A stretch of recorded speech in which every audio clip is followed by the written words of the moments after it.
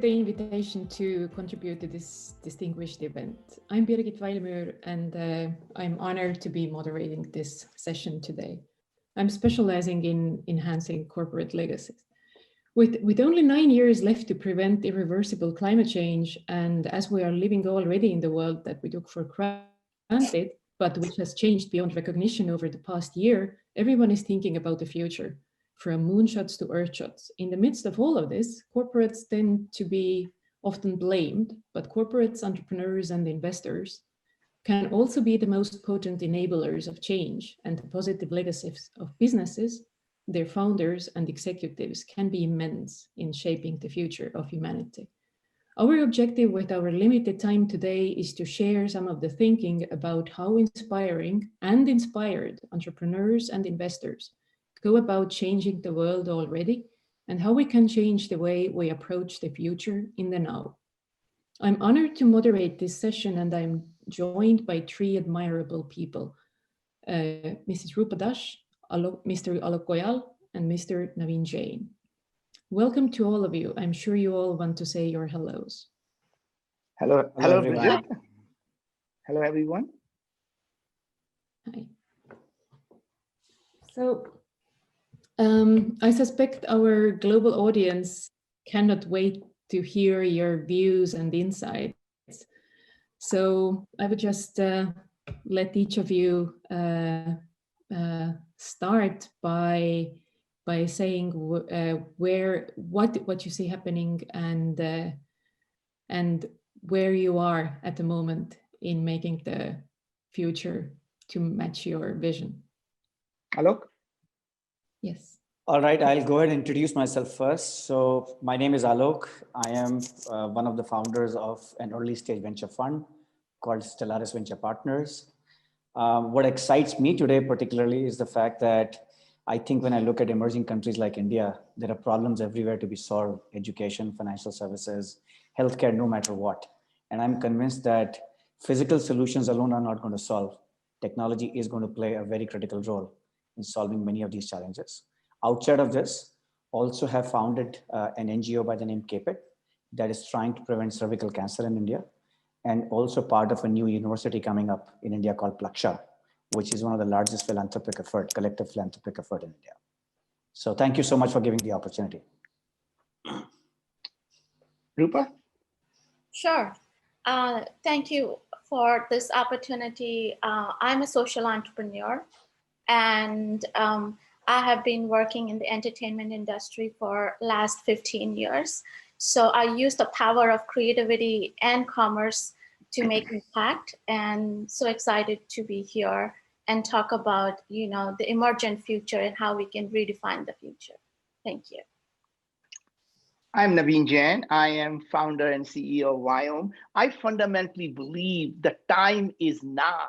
And we are living in the most innovative decade in the human history. And I think individuals now have a power to make a change that used to be the domain of the superpowers. And I really believe that someone listening to this right now is probably the person who is going to find a solution to disrupt education, disrupt healthcare, disrupt climate change. And I really believe that each one of us can do that. And I have dedicated 10 years of my life, at least in this decade, to be able to solve a healthcare problem where I believe it is absolutely ripe for disruption, where individuals take control of their own health and be able to understand that why food can be a medicine, and go back to the days of Ayurveda and Hippocrates, where they say, let food be thy medicine. So I really believe that by understanding the human biology at a molecular level, we will be able to solve that problem. And I'm just super excited to be sharing that with you. Thank you.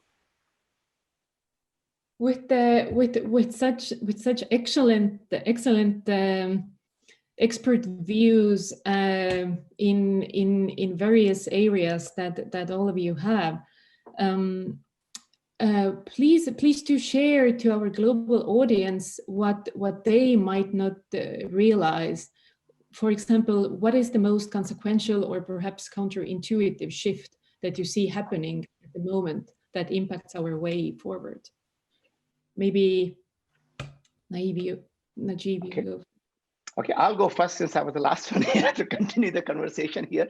So I think that COVID happened, right? And when something happens, fundamentally the world had changed. And I think there is a silver lining to this dark cloud there. That I believe the COVID has accelerated the adoption of healthcare by at least a decade.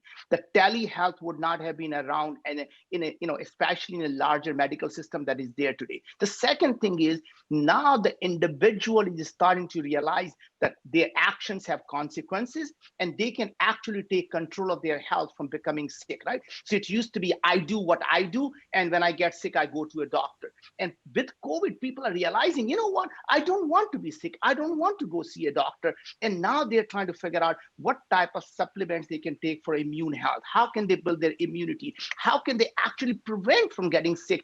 And now people are starting to understand this concept that the diseases are not alone. There's something called comorbidity. So it's not that COVID is going to kill you. COVID is going to kill you when you have fat, your diabetes, you have other symptoms. And that means people are saying, wait a second, how do I protect myself, right? And I think this is where, as Alok pointed out, the technology comes into the picture.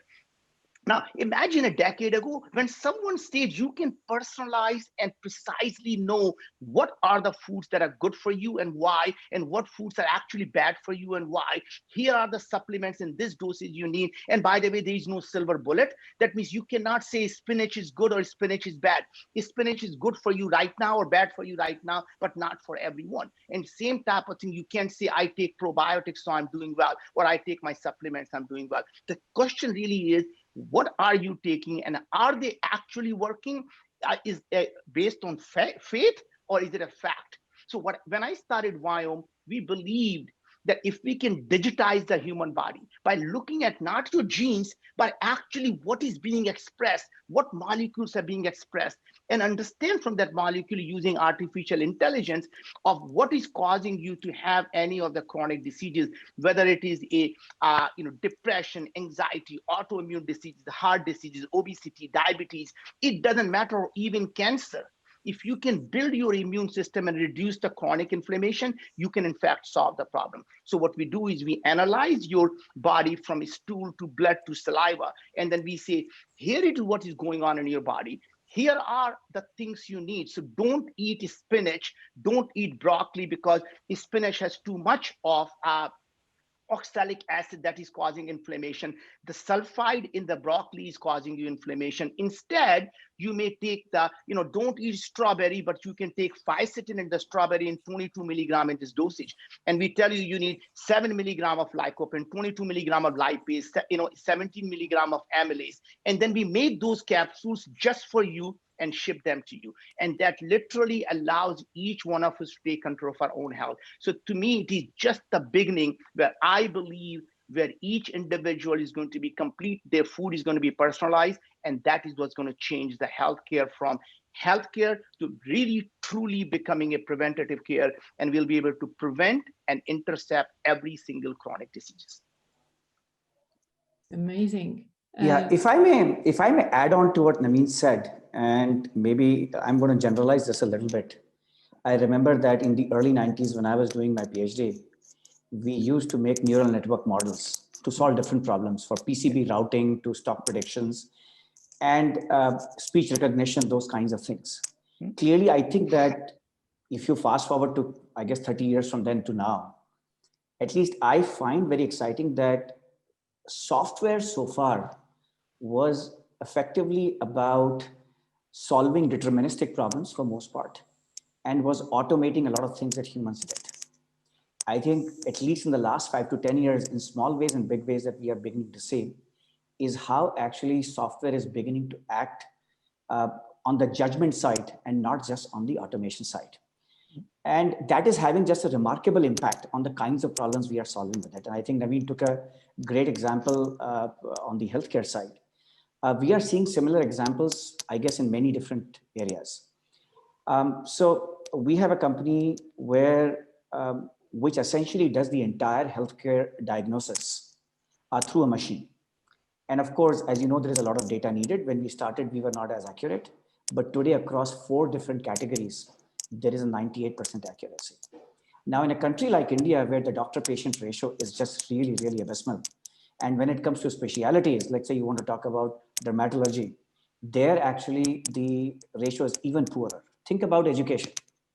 I mean, I think as again, I'm going to pick on Naveen here, but today every class, like we are doing this event, is happening on a video. How do you, in most schools in India, when a student is not engaged, one actually teacher may not notice, but today technology actually can figure out where a student is actually losing interest. Technology can be used to auto grade students. So just across the spectrum, and you know, somebody sent me this nice graphic recently, a friend of mine who's a VC in California, which is, I guess, one of the underlying drivers of how compute, storage, and the associated costs. But he was giving me these statistics that a 9 GB hard drive used to cost $2,300 in 95. It costs $6 today. And I think if I go 1 year down the line, this might be $3 for all I know, or even lesser. But I think just the pace at which we are moving, the kinds of things we can do with technology is both exciting, but I would say is also dangerous, and something I guess we'll come to later during our conversation. But I would like to add here something, because, you know, as I opened my remarks by saying that using the power of creativity in commerce, but sometimes when we are innovating, thinking about how we can make it more inclusive, having everybody's voice involved as we are designing this new world is also key. And we know the pandemic, the climate change, the religious intolerance, how it has affected us in last 100 years. And it is time for us to draw the attention that the growing weapons of mass destruction, such as this pandemic, the world population, water crisis, environmental degradation is affecting us. And most importantly, with globalization, we are seeing more women and children are being affected by climate change and the pandemic. So the onus is really on the community who is actually redesigning this world as we are moving into the global reset. How do we bridge this global digital divide, just as in healthcare or in education? And why do we care about it so much now? Because there is so much at stake and so little has been done, and so much needs to be done as well. So, and we as a community, and especially women being not as actively part of this disruption is very worrying. And the world is changing faster than we can imagine. And we are also seeing disparities, also the gaps in different disparities. Indicators show that women are not don't have an equal opportunity, equal voice in these kind of innovation that is happening all around the world. But also we are gaining an understanding how the nature is working, how innovation is working. And as the nature is evolving, we also, this is a moment for us not only to disrupt, but also to participate equally as we redefine the future. Well said, Rupa. I was just going to just add to it, I think, what Alok and Rupa said here. First of all, the good thing is, artificial intelligence, really, unless you put a bias into it, it's really not biased, right? So for example, our data, almost 55% of our customers are women. And when we have, not just, 1,000 people, 2,000 people, 5,000 people, when you have 250,000 people and half of them are women, essentially the data starts to learn to say, here are the diseases that women are more prevalent with, and here is what is going on that's unique about women, and here is what's happening in Japan that's actually not happening in US or the other way around. So my point is, we are able to slice and dice the data in many, many different ways. And I think what is really exciting to me is, I think Alok hinted at that, to solve a problem, at least if I may just indulge for 90 seconds, the reason I want to do that is every entrepreneur must understand how you go about solving the massive, audacious problem like Rupa and Alok are talking about here, right? So I have now, this is my 7th venture. My other venture is settling on the moon, right? So point I'm trying to make is, how do you take moonshot and earth shot, and what is the framework I apply? So I have very simple framework that I want to describe in 60 seconds, because I think that's the best thing I can do for any entrepreneur listening to it.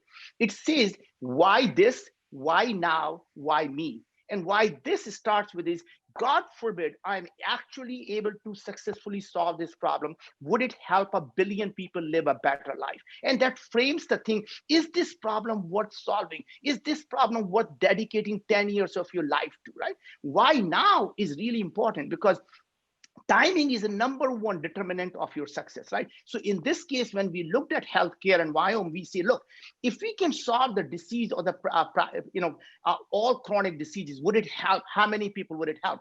7.4 billion people, check mark. Why now? We say to solve this problem, you have to be able to digitize the human body. And the cost of sequencing has to come down significantly. 4 years ago, it was $1,000. And I was absolutely convinced, like Alok said, the cost will come down. And I thought the cost is going to be down to $100. And here I sit today, after 4 years, cost is $10, right? So when I was 10 times optimistic, exponential technology proved me wrong by being 10 times more pessimistic. The second part of cost of processing this massive amount of data that's coming out of digitization.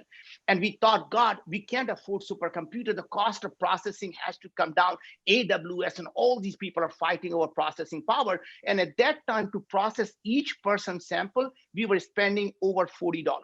And we thought it was going to come down to $7, $8. Turns out we are spending $1 now to process per sample. Means some massive cost reduction. So timing was not what is happening today, but what we expected to happen in the next 2-3 years.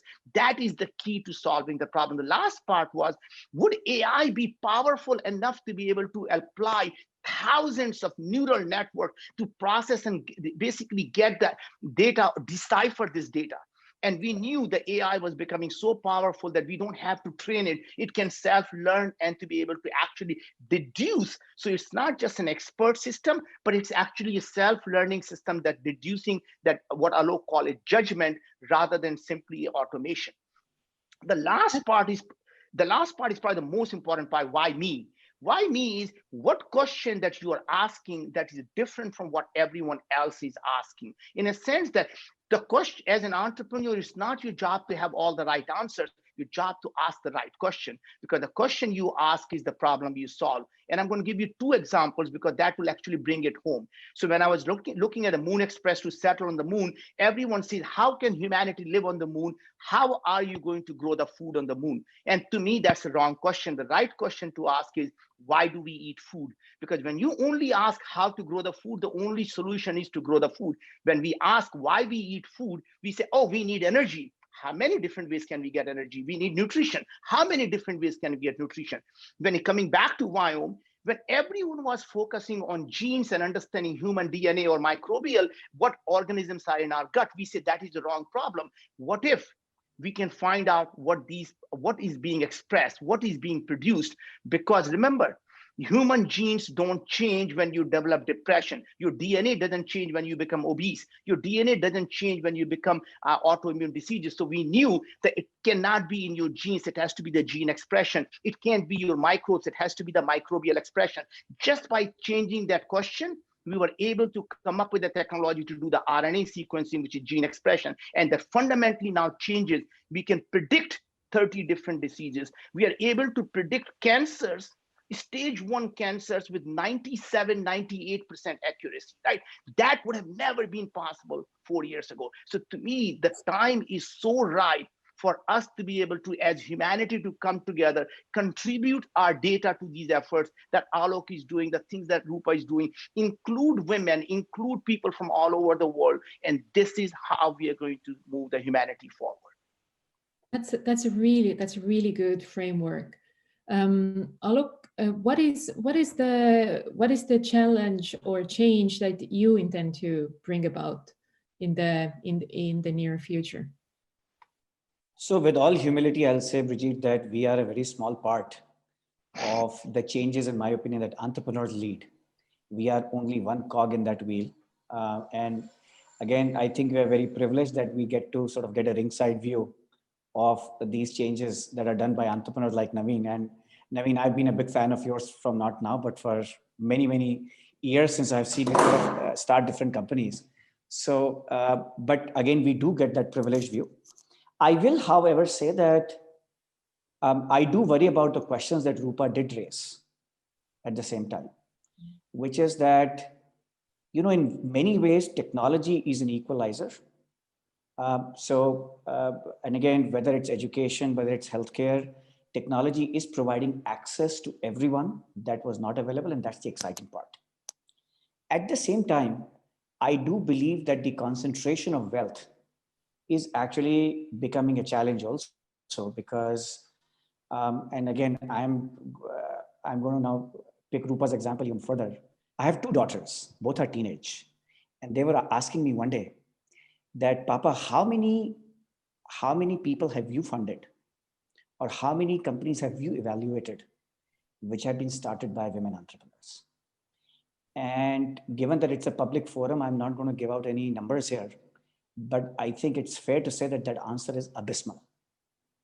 My daughter goes to one of the best schools in the country, in India today. And as she was selecting her subjects in grade 11th, only 2 women or only 2 girls have taken computer science. There is nobody else. And she did not take higher level computer science because she was worried that she will have nobody else for company in the class. I don't know whether that is indicative of bias or not. So while on one hand, I think that the output of technology is for everybody to see, and I think it's a great equalizer. At the same time, I think creation of technology, if I may say, is still getting concentrated in the hands of certain more privileged sectors, or if I may again use the word biased as well. And that part scares me as well as the world moves forward. And I don't know if I can contribute to that, Brigitte, to your question, what can I contribute to, or what can I do? But I do keep thinking about that problem. If there is something I can do, I would love to do as well. Rupa? That's exciting, Alok, because I'm glad you brought that real life example that you're seeing right in your home. You know, at 3 years ago, when I saw Naveen speak at the conference, I was overwhelmed because I thought, what problem am I going to solve? Because every problem seems so small.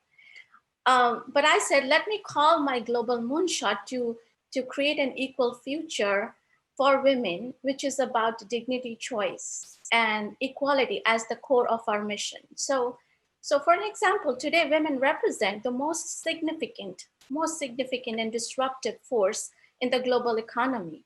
And the world is unprepared because, you know, women are the largest productive economic force and drive every single economic indicator in business. So I said, that's going to be my case. At World Women Foundation, we understood to ignite higher values, to reach audacious goals, to build purpose-driven organizations, you need a new kind of thinking. And that's about, you know, creating an equal future. So we committed ourselves in creating a global mentorship program and investing in 1 million women entrepreneurs in reskilling programs. And till date, we have completed 55,000 graduates from our program globally. And 12 months ago, we launched the World Women Fund, which is specifically investing not only in women entrepreneurs, but women entrepreneurs with disability. So that's my global moonshot, to create an equal future. And I have to give a lot of credit to both of you, and especially Naveen, for pushing us to think something big and solving a big problem, not just landing in the moon, but also creating a better world. Well, I have to commend you, Rupa. I have been watching you for at least now 4 or 5 years, and you have been one persistent person. I mean, I tell you that she is the force of nature. I don't want to get in her way because I know I'm going to get completely blown away. So I've joined the force rather than trying to resist that force, right? But I think, look, one of the interesting things that I do notice is that despite all the things that we hear about today, the things are changing, right? Our daughter has started a company for women's health, right? And you know, women are actually no longer are saying they can't do that. And I think part of it is the belief system. It is doable. For the fact she even asked you that question, it tells you they start to think about it before. And I'm not suggesting in a previous generation, A woman would have never asked that question because to them, it would have never even occurred that they need to be at the table. The fact she asked, that's a big improvement, right? And by the way, just to give you an idea, I have 3 children. Our oldest, by the way, yesterday on CNN, this morning he's with mayors of blah, and he was in Forbes featured, he was in Wall Street Journal. And as good as he is, his arts, his sister gives him run for his money every day. She graduated from Stanford Mayfield Fellow, and she took on removing gender bias from hiring because she cared about women equality, as Rupa knows. And then she said, you know what? I'm going to start a company in healthcare, but Dad, you know what? I'm going to do women's health because no one is really looking after women's health. And guess what? That's a massive market. So she's doing it to help women. But guess what? It's a really, really good business at the same time, right? So my point I'm trying to make is that, yes, the good thing is that technology is making it equal. And here are the things that I find most exciting. It doesn't matter you are in Bangalore or you are in Silicon Valley. You have access to the same technology. You have access to the same resources because people are now on Zoom. It doesn't matter you're in Estonia, you are in San Francisco, or you are in Bangalore. You are collaborating together, you're working together, you can have employees all over. And by the way, capital is no longer patriotic.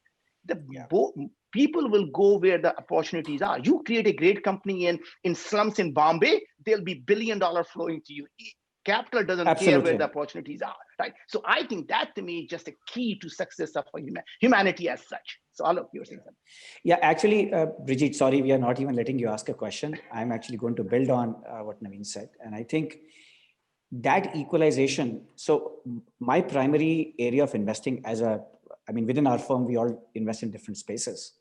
But the area I invest in is more the cross-border products which are coming out of India. And I think all of us know, and a lot of the entrepreneurs who are on the call, who are watching this, historically, India has been a great destination for services. I think right since the time TCS started back in the 50s and 60s, we have seen a revolution over the next 4 decades. And all put together, if you look at the market cap of all the services companies from India, that's roughly a $400 to $500 billion of market value creation in that space, which is pretty substantial. Roughly half of India's exports today come from those services. So the economic impact is substantial. However, to Naveen's point, over the last decade, we are seeing a lot of products come out of India. Now that would not have happened. I think a lot of if I think about what just simple things like a cloud infrastructure have done, what has ability to sell software through purely remote means, how do you sort of even prospect customers through digital marketing? How do you sell on the phone or through other mechanisms on the phone? A lot of these capabilities have allowed a lot of Indian product companies to go to market. Over the last 5 years, roughly $40 billion of market value have been created. I know that number sounds small because if I look at a Snowflake IPO, that dwarfs this entire number just by itself, or the company that Naveen is creating will dwarf that number too. But I think it's exciting to see that we are doing that. I believe that over the next decade, roughly $500 to $600 billion of new market value will be created by software products companies that are coming out of India. Somebody was asking me this question, and given that we are all talking of AI, we as a firm, and we are a small firm, by the way, even in the larger Indian ecosystem, we have evaluated about close to 200 AI first enterprise software companies out of India just in the last couple of years. Of course, not all of these are going to succeed, but that is also, in my opinion, this is also an equalization of a different way. Not everything needs to be created only in Silicon Valley. We are finding that across the globe, these things are happening. And in that sense, there is a little bit more of equal opportunity happening than what used to happen in the past. Actually, Alok, I'm glad that you already interrupted me because I wanted to come back to you as you started off with this very humble intro, but at the same time you are involved in an education-related NGO with quite an impressive mission. So maybe a quick comment from you about. Sure, I would love to. Again, see, if you look at India, I think we have created some, I would say, pretty landmark educational institutions since I guess we became independent. However, I would say that the revolution, for example, that the US went through between 1800 to 1900 where a lot of private universities got created. I think we are at the cusp of that revolution in a country like India. And again, I'm going to take a few names, which I'm hoping some of you are familiar with. But look at the Indian School of Business that started in Hyderabad. Look at what has happened with Ashoka University and Kriya. So Plaksha is an effort to rethink technology education or engineering education in general. So I went to one of the IITs as well. And the way we did, and which was by the way, phenomenal education, and we all owe our lives to those institutions today. But we did mechanical engineering, electrical engineering, computer science, etc. We were not solving problems and thinking of it as a system. We were not thinking robotics. We were not thinking combination of biology and mechanical engineering and computer science and electrical engineering to solve certain problems. So Plaksha is trying to redefine how engineering education should be done. And it's a collective philanthropy effort of about 100 individuals that have already come together. And again, it's not, I mean, we are still at a stage where we have collected about $80 million across this group of people. And we are launching the undergrad program next year in fall. And again, Plaksha is just one effort, Brigitte. I believe that 50 more of such efforts will happen in India over hopefully the next 20 years, next 30 years, because even if we do 50 of 50 more, I think it'd still be insufficient for a country of the scale of the country. But it excites me that a lot of these have begun to come up. And I think people are thinking about creating impact at a greater scale. Yeah, look, have you looked at Singularity University and maybe some partnership there? Because there's a lot of those exponential technology that might be really helpful to actually incorporate them into Plexa. So if you need anything, just shoot me an email. Sure. I'm a vice chair of SU, and I'll be able to connect you to the actually. In fact, the CEO is out of Singapore, so I'll be thrilled to connect you there. Okay, perfect. Yeah. Perfect. Yeah. Rupa, do you have any thoughts also about Africa? Because I know that you are involved only not only on two, but actually with 3 continents. So you know, I will say this, especially we are witnessing a phenomena of deglobalization as well, which is catching up and which is catching up like fire. And as we see that significant changes happening, you know, the areas in which philanthropic dollars are being invested is also changing. And social impact investing, where is my focus area, is looking at 3 things: how we value money, how do we create relationship, and how do we eat? 3 simple things. And we are seeing the value of money is not the most important thing right now. People are not considering compensation, being money or reputation, as one of the most important things. But the question and the onus is on us to see and to understand how human-centered or value-centered metrics can be designed to measure our impact in our society. So this is a question, and that's what is going to push us to rethink, how do we value money? And also we have understood this pandemic and the globalization is putting us on the spot to rethink our relationships. You know, loneliness and the trap of attention economy, the social media likes, is not something people are any more interested in. It's fading. And if it is fading, then we have to rethink how we can create inclusive innovations that put empathy first while we are designing and creating technology. So that's going to really change how impact investing is going to happen. And of course, you know, food is something, food and health we are obviously talking about. And also we cannot accurately predict how humans, what they want and when they want. And generally we are very demanding creatures and expecting everything to be like a speedy delivery. But that's also changing. People are trying to become a little more mindful about the fast food to fast economy to fast delivery. And that's also pushing, you know, the idea of deglobalization as faster than we can imagine. And the bigger question here is, if the population is continue to grow, if the hunger on demand is continue to grow, and what impact will it have on our planet, and how do we invest in areas of food and agriculture? And are we thinking about empowering women farmers, or are we going to invest more in food scientists, or are we ready as a global community to think about a mix of natural and synthetic food becoming a new normal? So these are the three key areas at World Women Foundation we are looking at while we are thinking about social impact investing, especially in Africa, where I currently co-chaired the Angel Investing Consortium. I think I want to just add something, Rupa, what you said. I think people should not be thinking of this really as primarily as a social impact. They really should be thinking about as a really the great entrepreneurial venture.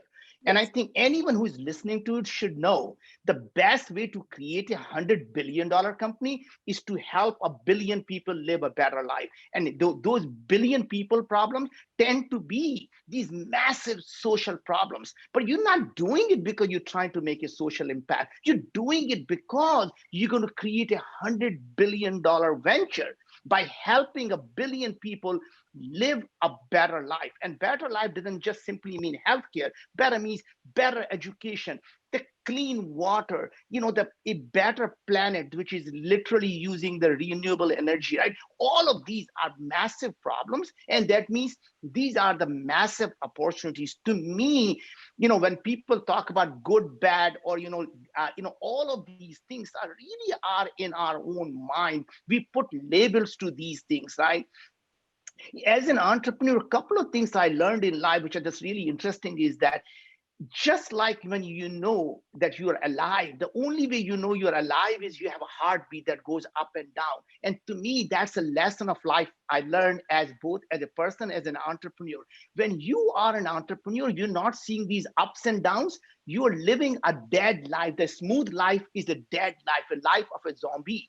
So when you see ups and downs, that tells you you're alive. When you are down, all you have to do is hunker down, and the next beat is going to be up. And when you are on top of that beat, never get too cocky, because winter is coming and winter will come, right? So to me, just monitor, expect the heartbeat to happen and accept the heartbeat to happen. And life becomes really all nothing but amazing, right?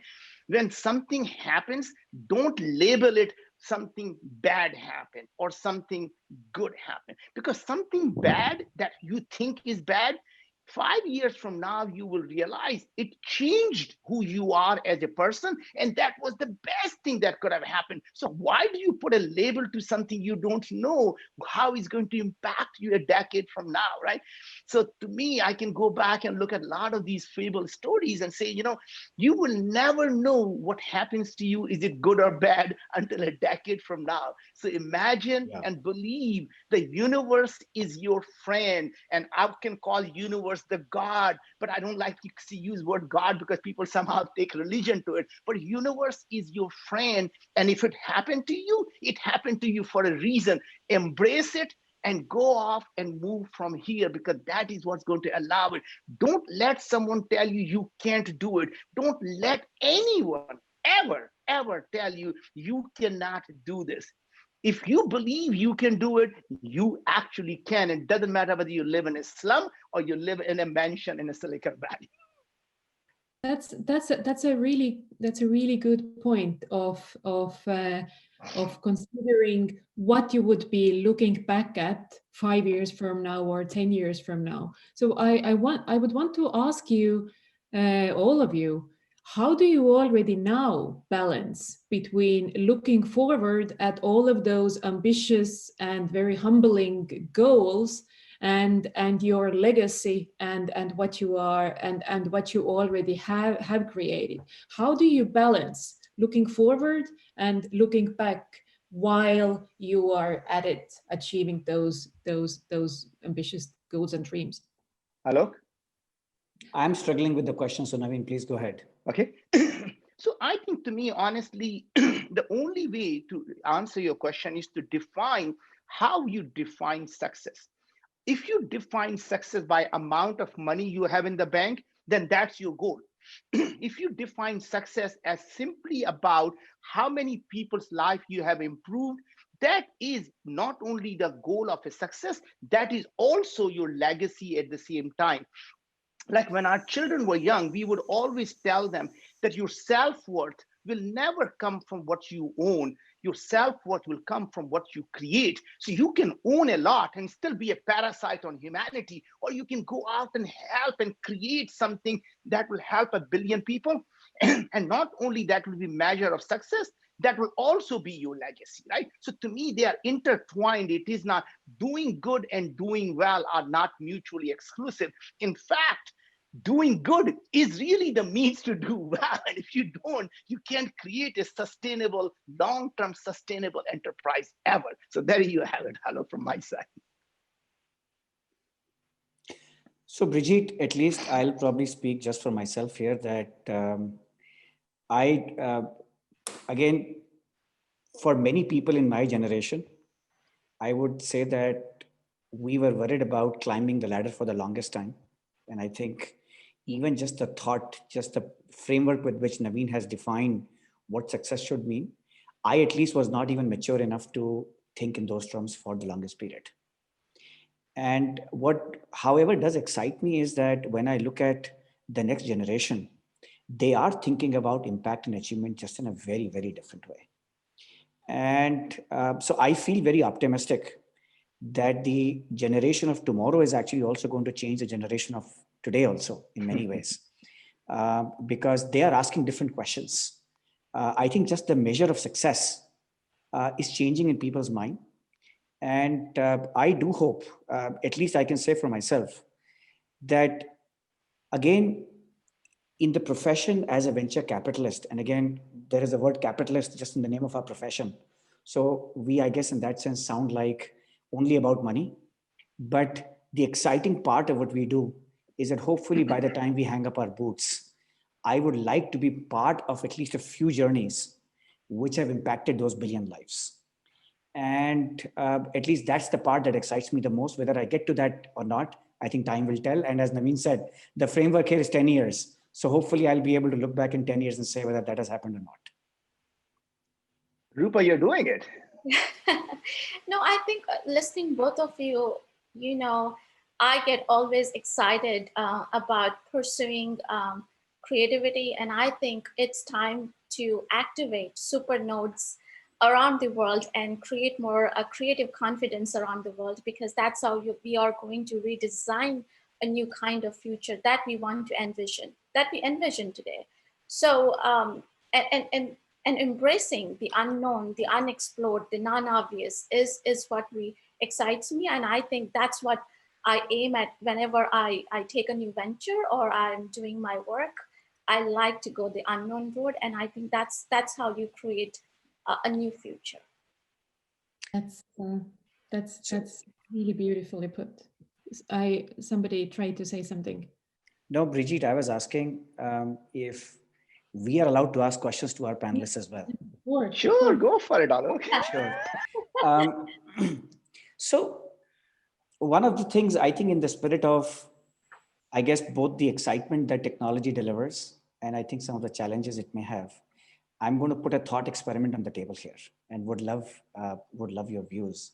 This has been going through my head at least in the last couple of years. So one of my niece in her PhD in US, she was working on brain implants. And I think we have seen all the videos that we have seen coming out from Elon Musk in the recent months on Neuralink also, where, we are at a point that not only have we begun to decode our DNA, which Naveen, of course, is at the forefront of, we're also beginning to decode our own electrical signals. So we can now begin to sit on the edges of neurons, capture these electrical signals initially with very small chips, which can maybe capture 10 neurons, tomorrow 100 neurons. And we can not only read it, we can actually begin to write also. So already, at least at the laboratory level, we can actually begin to write onto memory in the human brain. If I take my imagination forward now, I have no idea whether this is 5 years or 50 years. You can imagine that there's a chip sitting in everybody's brain, which is tapping into every neuron, because Moore's law, at some point we'll get there. Today, 10 neurons, tomorrow, 100 neurons, then 1,000 neurons, who knows, where the story is going to end. And you can also imagine that this chip is actually going to be connected to the internet also tomorrow. So effectively, our brain becomes a continuum to the internet. We can decide what part of memory we keep here versus what part of our memory we put on a cloud storage. We can decide what part of thinking we want to do ourselves, what part of thinking we actually do on the cloud tomorrow. And again, I don't even know what I'm saying clearly at this point in time. But as some of this begins to happen, there is a part, as I said, that excites me, but there's a part that worries me as to where does that sort of continuum take us? And would love people's thought whether that's going to be beneficial to humanity or whether that's actually going to be harmful to humanity. So I'm going to actually take that question because I think, obviously as a part of Singularity University, I think about this a lot, right? So if you go back and look at how, 10 years ago, we used to have modems, right? And so most people are not probably young enough to not remember, the modems were how we dialed into the internet at 300 baud, right? Today, and that was the only mode of communication we had, was a 300 baud, is how we communicated with each other over email and our thoughts, everything. Today, we use the same thing. When I want to communicate my thoughts, what am I doing? I'm speaking. Speaking is a 300 baud modem that I'm communicating my thought. Isn't that a shame? In this age, we are actually using such a low bandwidth way of communicating, as opposed to my brain. Simply, you can upload that brain to all the audience in one shot.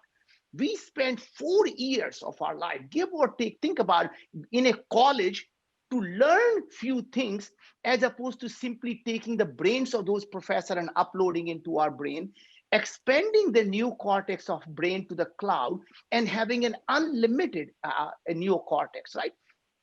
In fact, even the fact that what my mom used to say, you can't be in 2 places at the same time.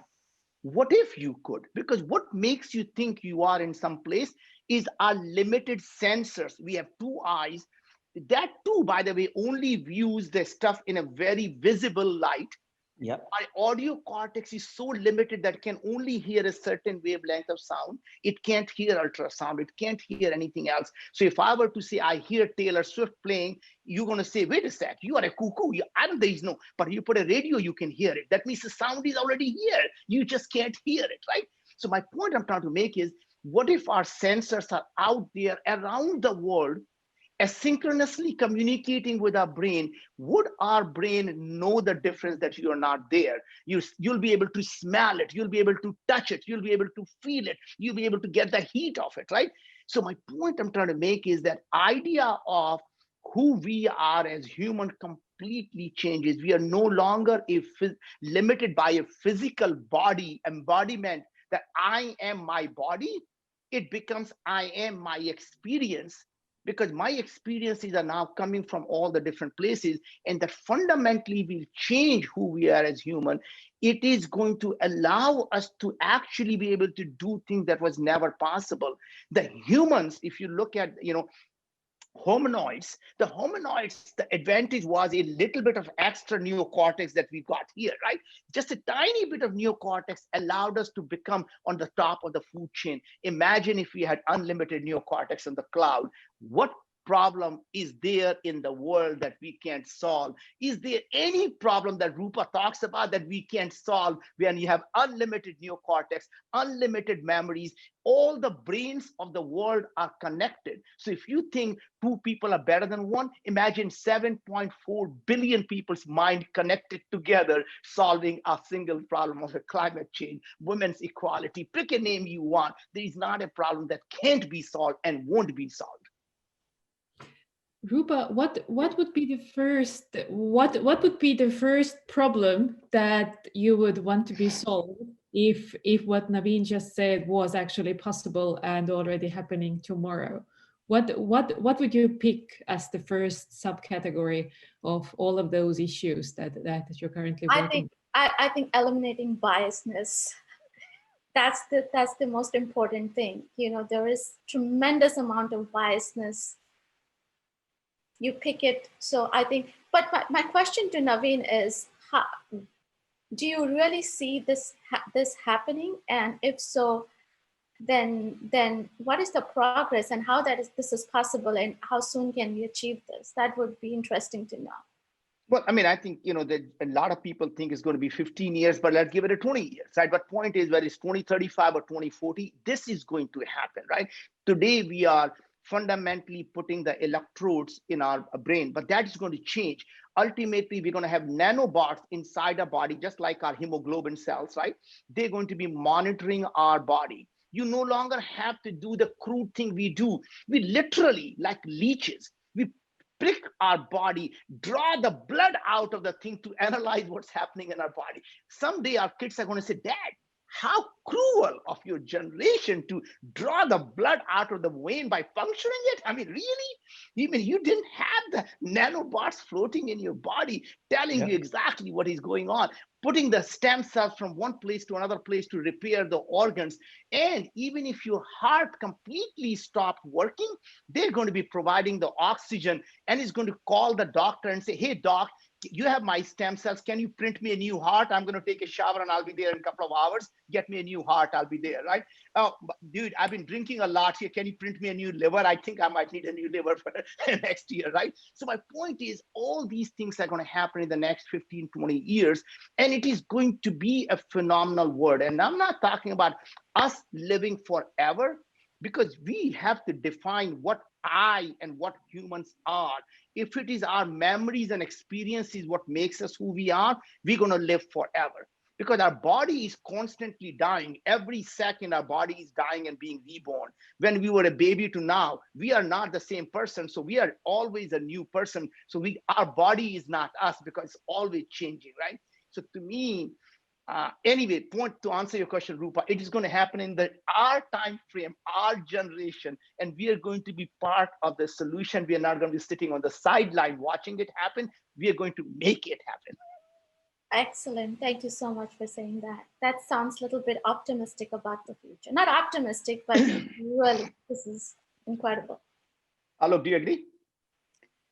No, I do. And I think, look, I'm a big believer that many of these changes, number one, many of these are happening faster than we ever imagined it to be. At least even in our wildest imaginations, they were not possible. At least I can say 30 years back, I didn't even imagine as to the realm of possibility. So we are seeing these faster and faster. If I may take a shot at Brigitte's question also in a similar vein though, at least on the dimension of equality, at least I find that one of the biggest equalizers in the world is actually education. I think that has been true for a large part of the Indian middle class as well. Those of us which got the opportunity to get education, I think have gotten opportunities way beyond our dreams from that time. I do hope though that I think there is a problem to be solved on what to be educated on, not just sort of how to be educated. Sometimes I do worry that, we are lagging by 10 to 20 years in terms of what to be educated on. So at least when I was going to college, or rather school, I should say, remembering a date, in which year did Battle of Plassey happen? Those things have become immaterial today. To Naveen's point, if my brain is connected to other 7.4 billion brains and the internet, those knowledge points are available to everyone. That's not what I need to remember any longer. But other aspects of creativity, critical reasoning, and many of the other soft skills, how do you teach empathy to someone, for example, also?